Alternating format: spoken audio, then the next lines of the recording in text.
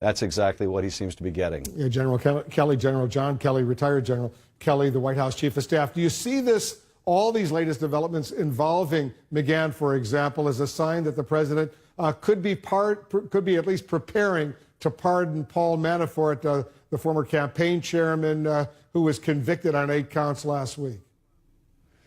Yes, sadly, I think that this increases the likelihood those like McGahn that might be urging him not to do that this will be another act of obstruction of justice, will only build the case against the president. Those voices apparently being pushed out. It certainly appears the president may very well be determined to do this, to try to remove any incentive that Paul Manafort might have to cooperate with authorities.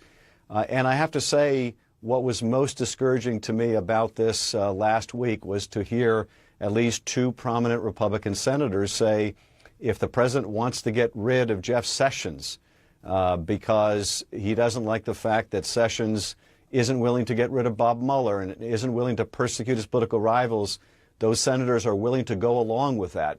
That just gives free rein to this president to obstruct justice, to get rid of the Attorney General if he needs to pardon Manafort he needs to take whatever action that would undermine the rule of law.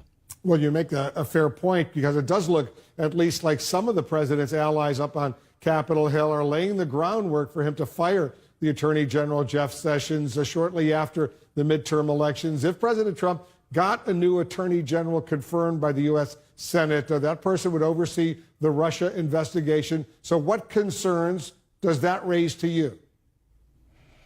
Well, the preeminent concern is that the president looks for somebody who basically will cripple or fire Bob Mueller.